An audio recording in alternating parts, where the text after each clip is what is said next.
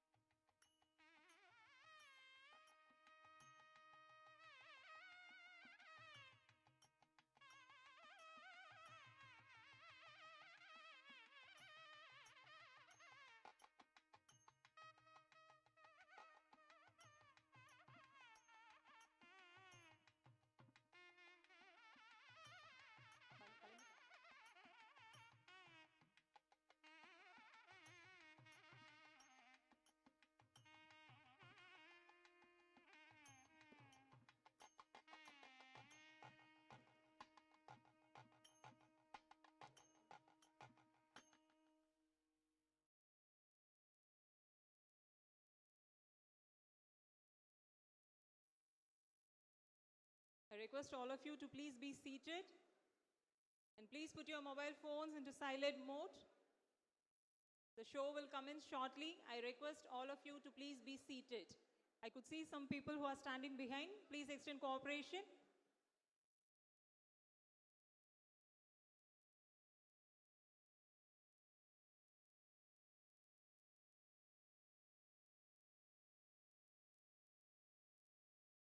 Please do settle in your seats at the earliest.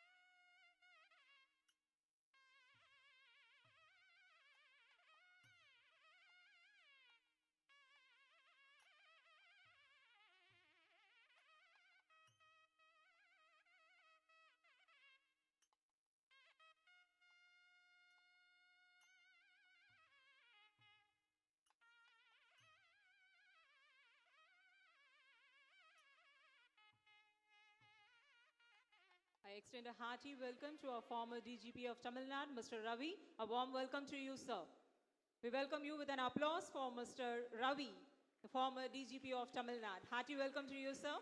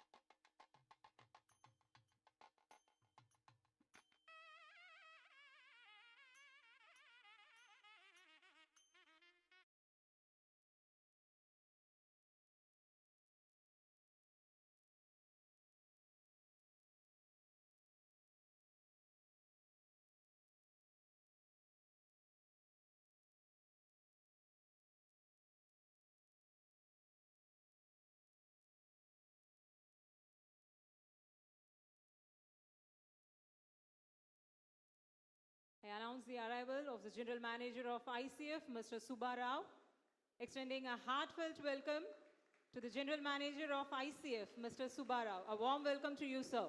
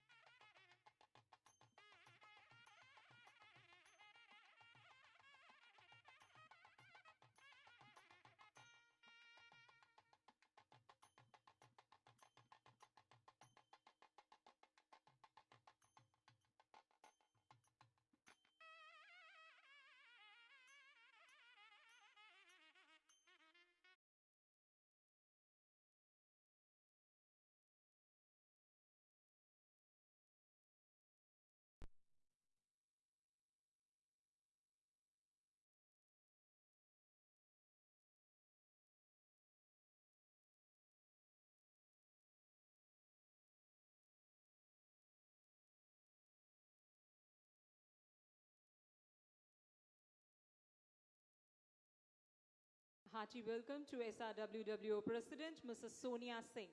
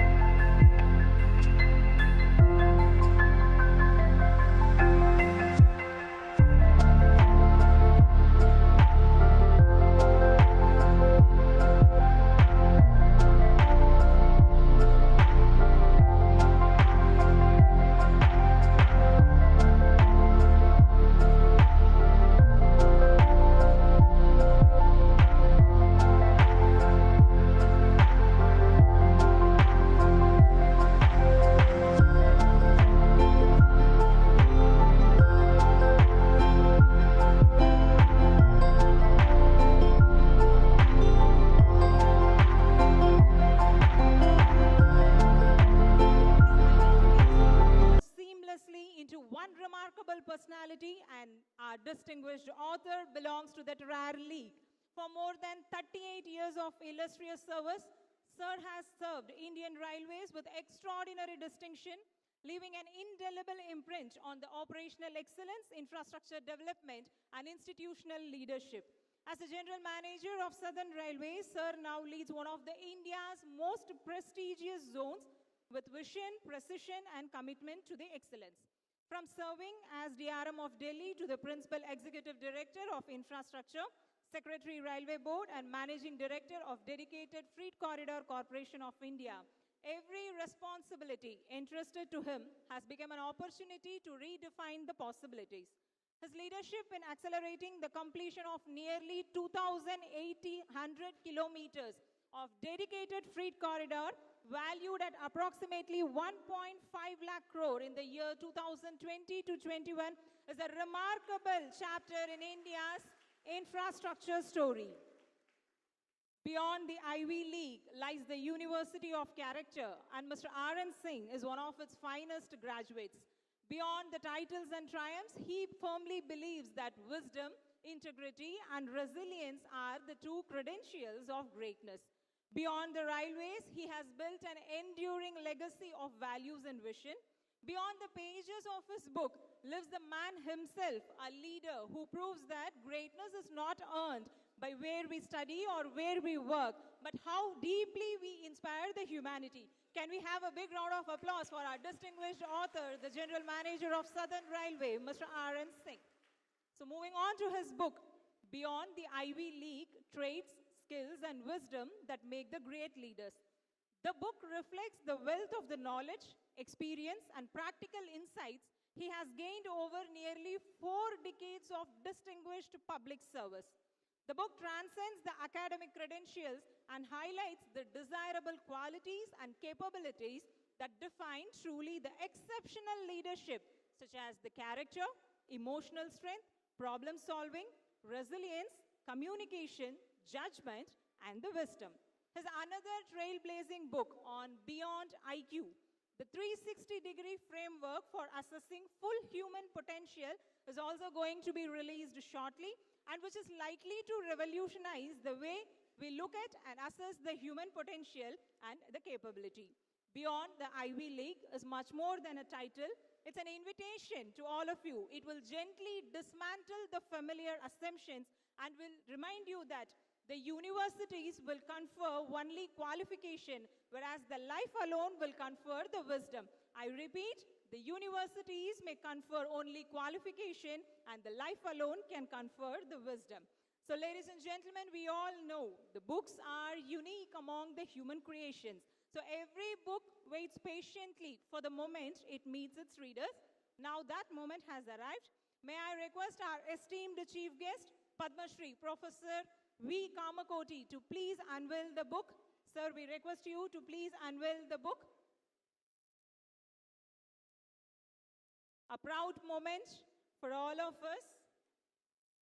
The book will be shortly unveiled, Beyond the Ivy League, by the hands of our esteemed chief guest, the director of IIT Madras, Professor V. Kamakoti. A big round of applause. Maybe it should last not less than 20 seconds. The book is unveiled, Beyond the Ivy League, written by our General Manager of Southern Railway, Mr. R.N. Singh. We request the dignitaries to please hold the book to give us a photo opportunity. We request the dignitaries to please stand close to each other so that the book.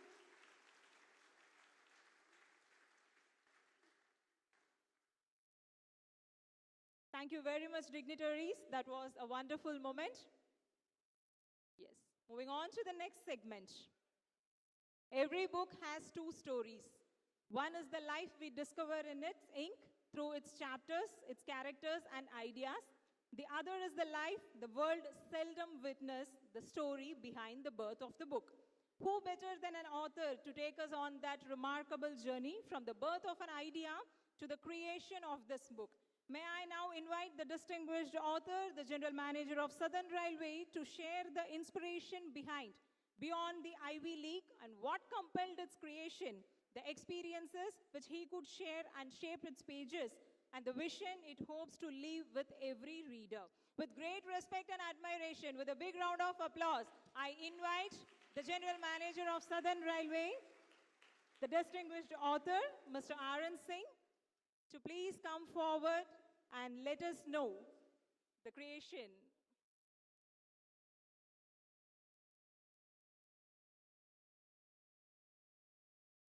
Sir himself is going to bring life to the finest excerpt from this book. So the most powerful horse for the day, sir.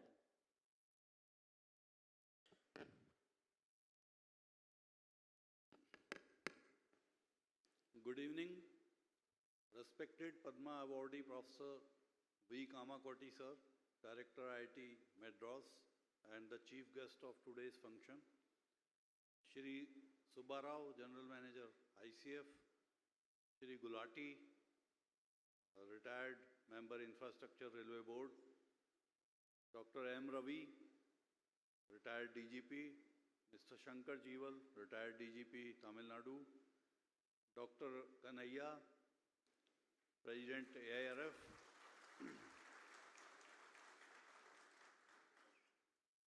Mr. Raja Sridhar from AIRF, Shrimati B. Shakila from DRU, distinguished colleagues, guests, dear friends, ladies and gentlemen. It gives me immense pleasure to welcome you all to this special occasion for me, the release of my maiden book in Chennai, Beyond the Ivy League, Traits, Skills and Wisdom that Make Great Leaders. At the outset, I extend my heartfelt congratulations to our chief guest, Professor Kamakoti, on being felicitated with Padma Shri, one of the highest civilian honor which he richly deserves for outstanding contribution to education, research, innovation and nation building.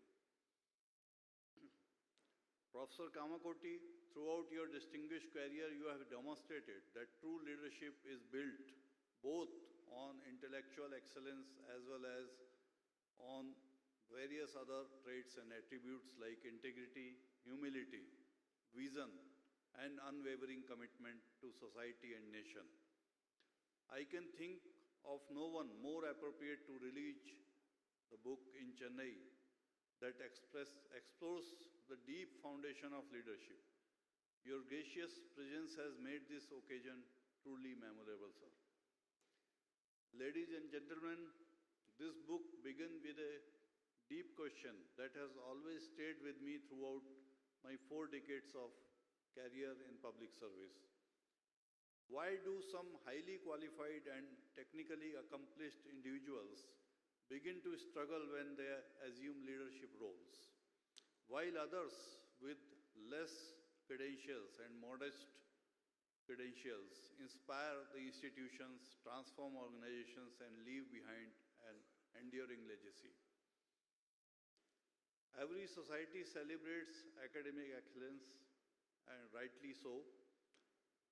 Book argues that intelligence matters a lot, knowledge matters a lot, technical competence also matters a lot, but life repeatedly reminds us that these alone do not fully explain why some people become trusted leaders, why others, despite remarkable brilliance, fall short. Leadership reveals itself during lived realities, in moments of uncertainty, ambiguity, during adversity. While not possessing the authority, but when possessing the authority and exercising it with wisdom and humility. This realization became the inspiration for this book. Beyond the Ivy League does not offer any shortcuts for leaderships or any quick fixes, motivational slogans, or management jargons. Instead, it examines leadership through the lens of history, behavioral science, psychology, and the lives of extraordinary men and women who shaped nations, history, institutions, and organizations. The central message of the book is simple yet profound. Great leadership emerges when character, capability, and wisdom reinforce one another. Character of leader determines whether they will become trustworthy. Capability determines whether leaders can translate vision into results and execution. Wisdom determines whether success is achieved ethically, is responsible to public and nation, and for the larger good of people. When any one of these pillars is missing, leadership falters. Throughout the book, readers will encounter inspiring examples. Abraham Lincoln reminds us that limited formal education did not become his limit on the greatness because it was provided with courage, humility, and sound judgment. Nelson Mandela demonstrated how forgiveness can become a powerful instrument of nation building. Angela Merkel exemplifies calmness, preparation, and balanced decision making in times of uncertainty. The book also examines failures, the collapse of Enron Corporation, and the tragic lessons of the Vietnam War, reminds us that intelligence, when separated from ethics, humility, and judgment, can produce dire consequences which are as damaging as ignorance itself. If I were to summarize this book in few sentences, I would say prestigious education, brilliance, and technical expertise are valuable but not sufficient to create great leaders. Enduring leadership grows from the integration of character, behavioral competence, wise judgment, which are necessary to earn trust, unite people, deliver results, and leave a lasting legacy. To translate these ideas into practice, I have developed the leadership and versatility assessment framework, LAVA model.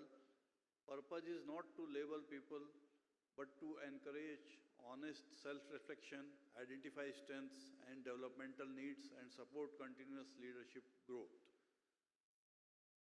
Readers who wish to explore these ideas further can also access the online LAVA model of assessment of leadership and developmental coaching needs, strengths, and weaknesses. I sincerely hope that this book will be useful not only to students and young professionals, but also to civil servants, bureaucrats, technocrats, corporate leaders, entrepreneurs, educators, public representatives, all those interested with leading people and institutions. I again wish to express my heartfelt gratitude to everyone who has attended this function and encouraged me throughout this journey. I also express my gratitude to my family, friends, colleagues, mentors, publishers, and all those whose faith made this book possible. Degrees may open doors and opportunities. Intelligence may solve difficult problems. Authority may command obedience, but only character earns the trust. Capability transforms the vision into reality, and only wisdom ensures that power is exercised in the service of humanity. If this big book inspires even a few young people to become not merely successful professionals, but principled, compassionate, and courageous leaders, I shall consider the years spent writing it amply rewarded. Thank you very much. Now I will very briefly cite certain quotes and paras from the book for the benefit of all. From chapter 1 is my own quote: "An elite degree is not a ticket to the final race, it is just an entry into the arena. Leadership is the higher degree awarded by the University of Life through the curriculum of experiences."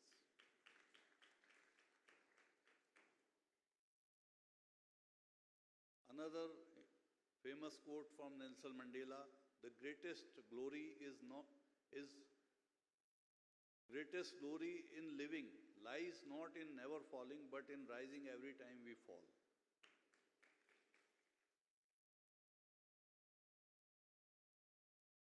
Then I have cited the example of Lincoln, how he institutionalized the conflict and invited conflict deliberately.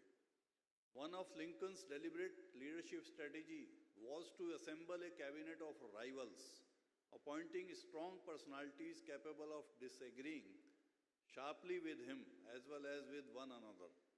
He understood that forced unanimity may create blind spots, whereas constructive disagreement sharpens judgment and outcomes. By allowing conflict inside the room, he prevented it from spilling outside. He used to listen patiently to opposing views and would decide only after tensions had surfaced fully. his leadership demonstrated that wise leaders do not suppress conflict and disagreements but allow space where disagreements become an instrument of clarity and legitimacy rather than division.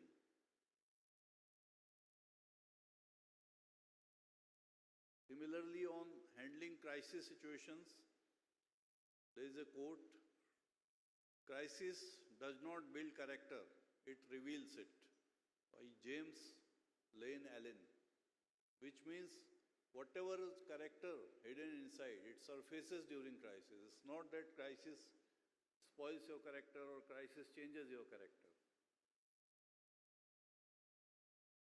How the pressure, high pressure tends to distort thinking. The test of leadership is not how much pressure you can endure, but how clearly you can think under pressure.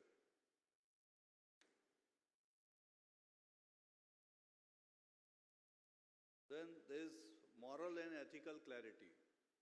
Ethics is knowing the difference between what you have a right to do and what is right to do. Potter Stewart.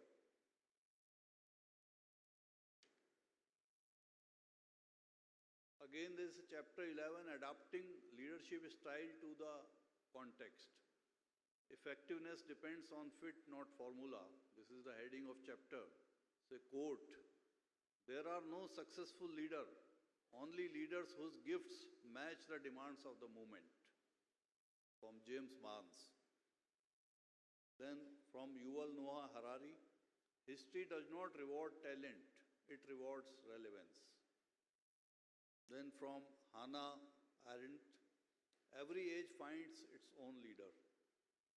Means in a given situation, every leader may not succeed. Only one whose skills and character matches the demand of the moment succeeds.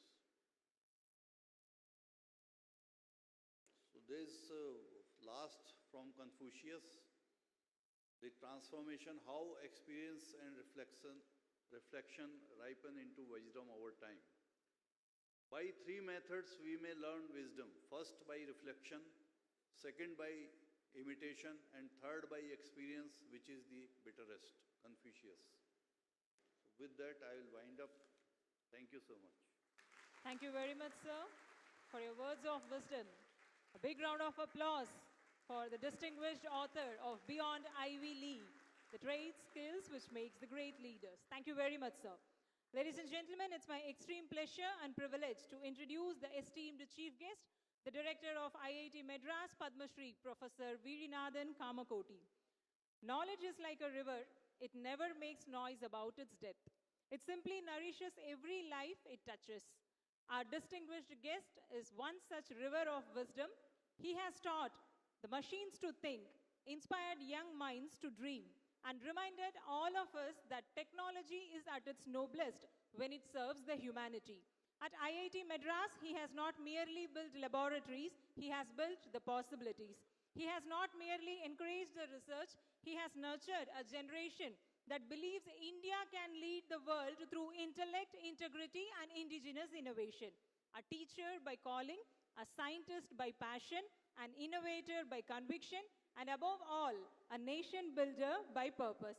Under his inspiring stewardship, IIT Madras has not merely remained India's finest engineering institution, it has become the global lighthouse of research, innovation, and entrepreneurship.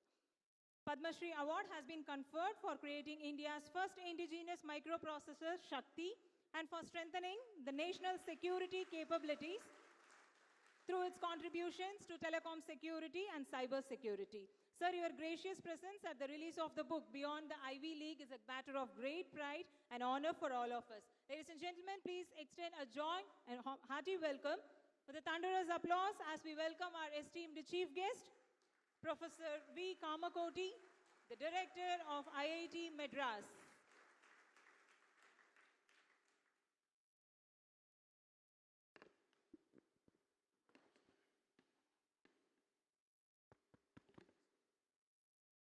Friends, a very good evening.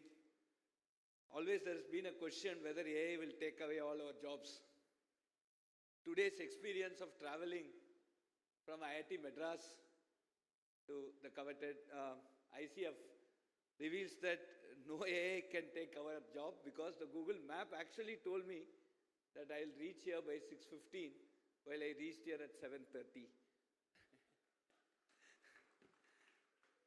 Strong apologies for this.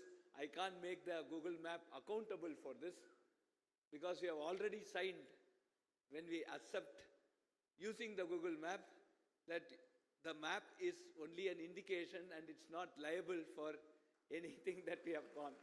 So, so friends, in this technology era, now I still remember our famous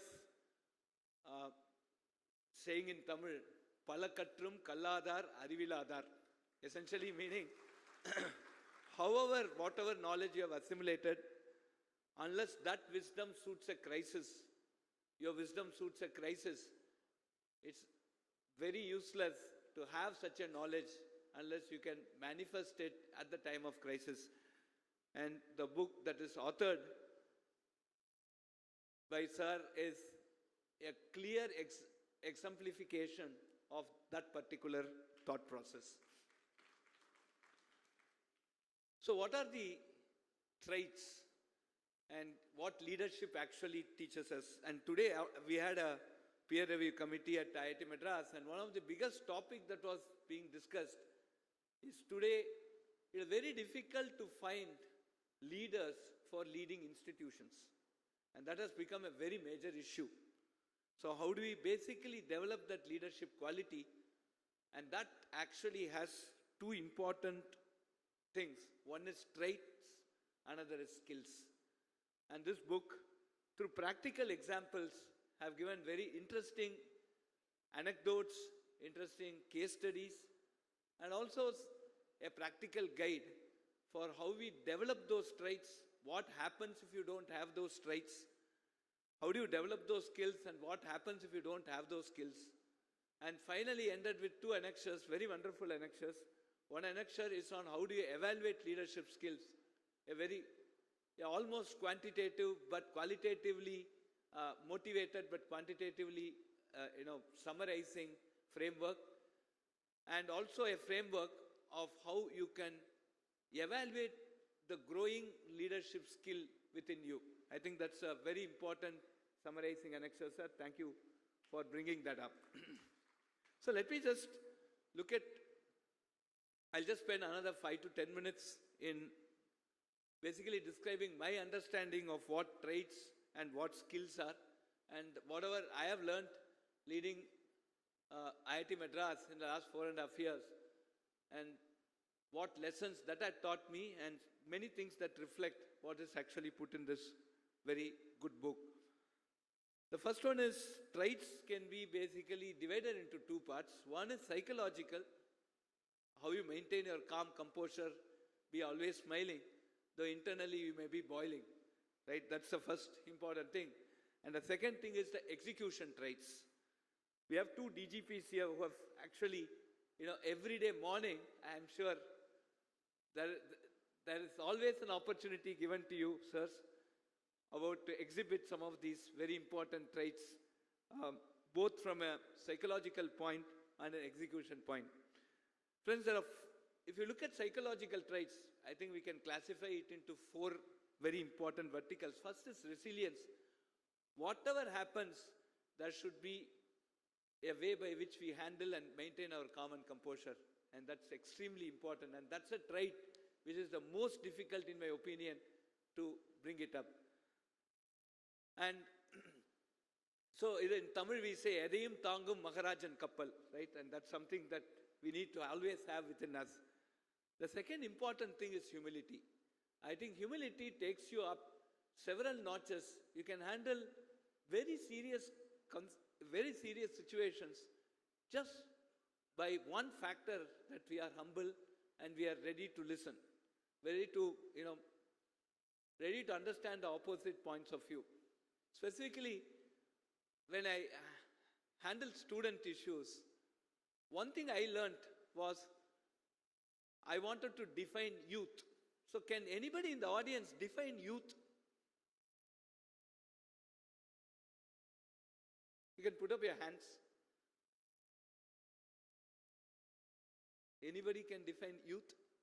No one? No, no, no. I am scared of them on the real hand. Definition of youth. Yes, sir, please. Huh? No, I think they have a lot of clarity. The definition of youth, in my opinion, is I am always right, you are always wrong. Right? And this is what we were whenever my father had advice. My father had advised me something. He was a great Sanskrit scholar, great philosopher. I lost him 2 years before. On the day when I lost him, I was just seeing his face. And I actually remembered more than 1,000 things that he had advised me. And rarely I adhered to 100 of them. If I had followed those 1,000 things, I would have been a better individual. It's what I always feel, right? So, understanding the opposite party actually comes when you are humble. And that's very, very important trait. Then curiosity. Curiosity to understand what is happening. Always poke your nose and understand at least. Don't be not even comment. And then self-awareness. What we are capable of. You know, you go to, since it's railways, I can say, if you land up in Benares station, they call you Maharaj. Immediately, if you think you are a king, you're wrong. Okay? There should always be self-awareness. So these are the 4 important traits. And there are many case studies that you have put in your book, sir. It is very, very interesting. And from the execution point of view, today railways, as I just think, you're now a major network. In one track, if one rail goes bad, you are in for a catastrophe. And I know how much tension you would be into running this railway network on a day-to-day basis. Because it concerns human life. It's not something that we could take easily. I think there, execution traits at a leadership level is extremely important. And I see many of those in your anecdotes. So just for the benefit, I'm sure many of you are going to read this book. But then, there are 4 verticals here. One is inclusivity. Just to have everybody, listen to everybody. I think that we get lot of insights. And trustworthiness. Friends, how many people have studied computer science here? Can you just put your hands up? I will not ask any questions. Okay. Trust. See, if you want to say, trustworthiness is a very, very, important topic today. If you say A is equal to B, suppose you want to prove A is equal to B, between A and B, there must be an equivalence relation. And the equivalence relation is, it should be reflexive, it should be symmetric, it should be transitive. Suppose I want to define trust. Let us look at trust as a relationship, right? Trust is not reflexive. Sometimes I don't trust myself. Trust is not symmetric. I trust you, you may not trust me. Trust is not transitive. I trust you, you trust somebody, but I need not trust that somebody else. Trust is also temporal. Morning I trust you, evening I don't trust you. Trust is context dependent. I trust you on something, I don't trust you on something else. So trust actually transcends every definition of what could be an equivalence. So it cannot be defined. If you go to actually some of these search engines and ask define trust, you'll get 1 million definitions. But society has been running on trust. So the most important execution trait is to find that person who is trustworthy. Today the entire NEET episode, if you look at it, a teacher who has been asked to set the question paper has leaked it. So the root of trust of any examination is the question paper setter. And if that setter leaks the paper, then whom should we trust? Right? There is a very famous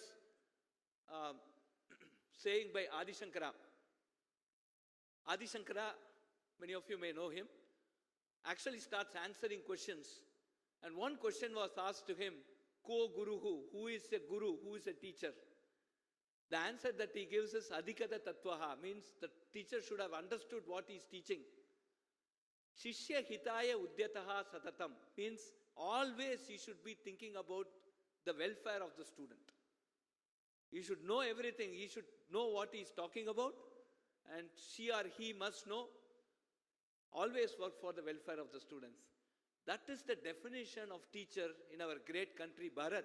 And if that teacher actually leaks a question paper, we don't know what to do. So this is a root of trust is something. So in a large network like railways, you are trusting so many people so that there is no calamity there, right? And that's a very important execution trait.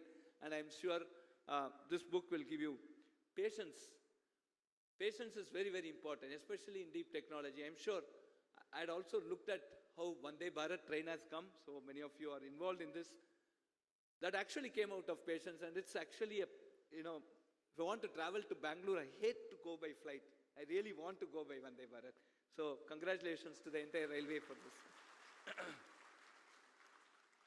And generosity, I think that's also very important. Benevolence to your subordinates, treating them well, being generous. So these are some of the traits I also look at this book. And from the skills, again, there are three important verticals. Communication skills.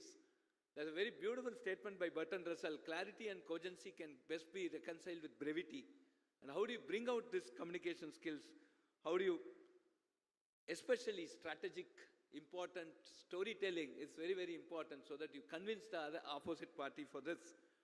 And operational execution skills, right? And in a large network like railways, operational execution becomes a very important leadership skill. Specifically, resource optimization. How do you have so much of labor, you have so much of stock, you have so much of, raw materials. How do you partition, how do you allocate these resources so that you become an effective network? You solve the day-to-day problems. You address some of the grievances. So these are very important things. Process delegation itself is very important. Whom to assign what process so that it gets successfully delivered. And very importantly, crisis management. I think these are some very interesting topics that you also put as a part of your book. And team dynamics. Working as a team, I think many things that have come out of railways are essentially talk about team dynamics. And I'm going to read that particular section where you're talking about identifying the talent, nurturing the talent, coaching them, mentorship, succession. All these are important leadership skills. I think all these put together will make a great leader.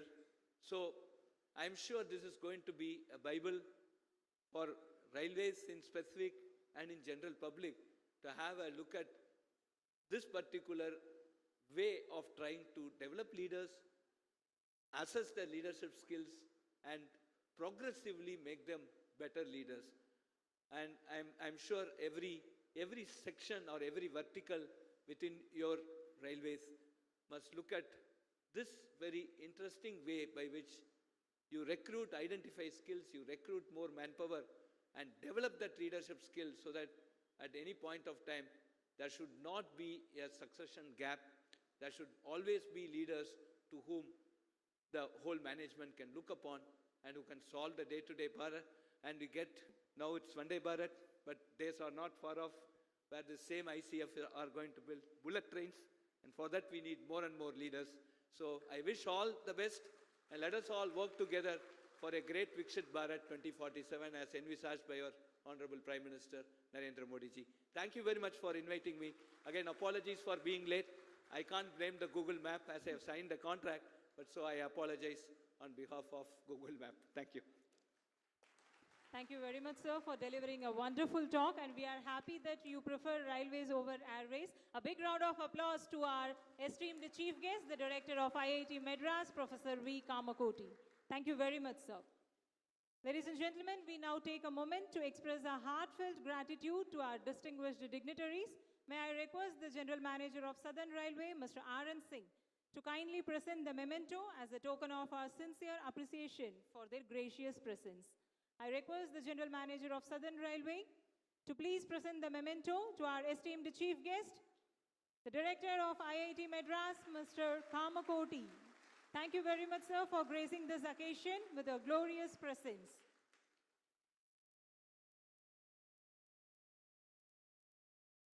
I request Mr. R.N. Singh to please present the memento to the General Manager of ICF, Mr. Subbarao. Thank you very much, sir, for being part of this event.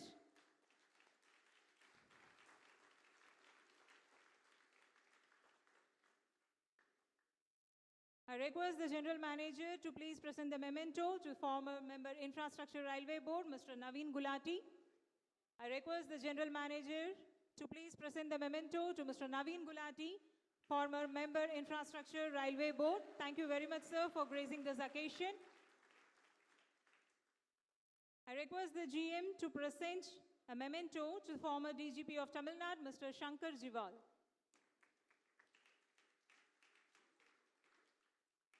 Thank you very much, sir.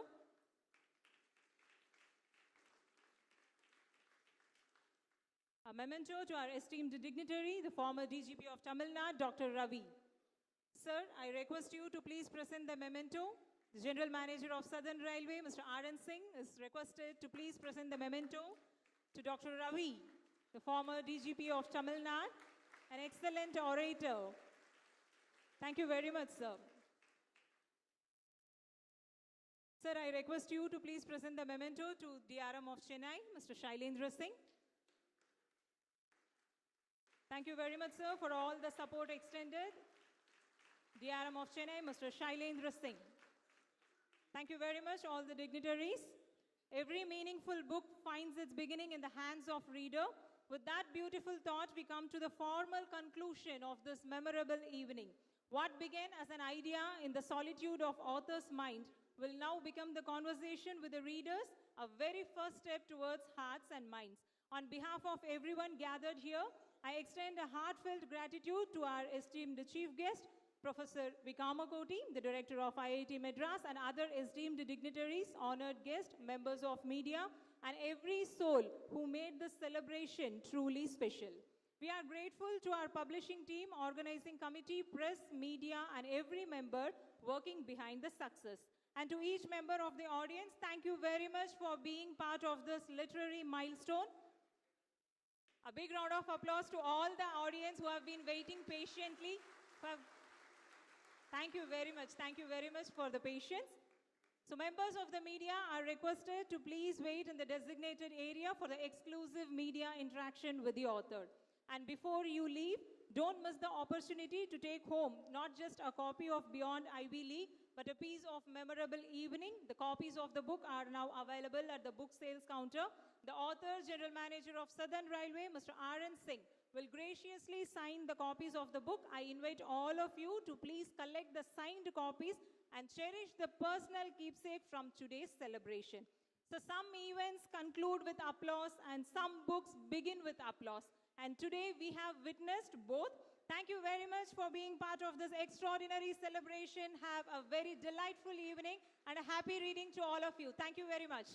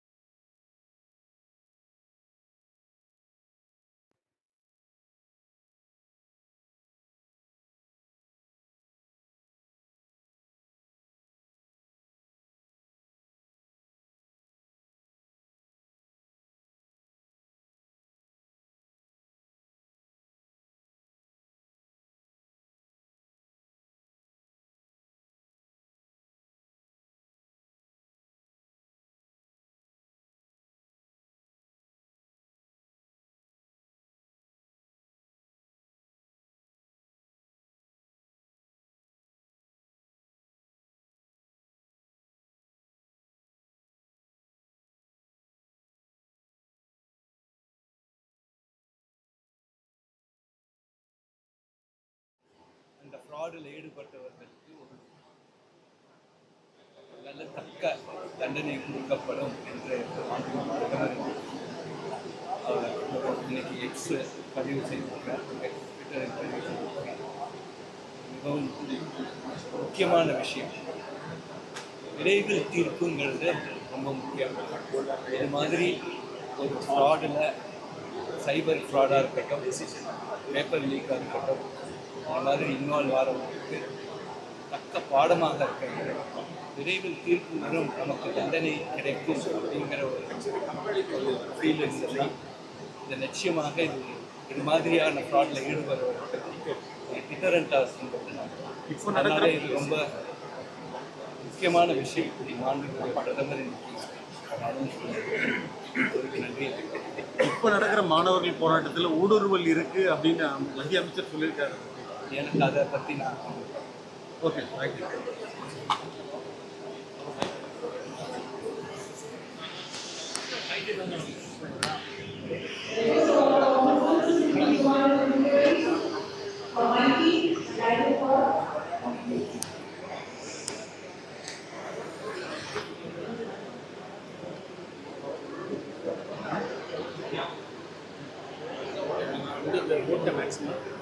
போட்டிங்களா?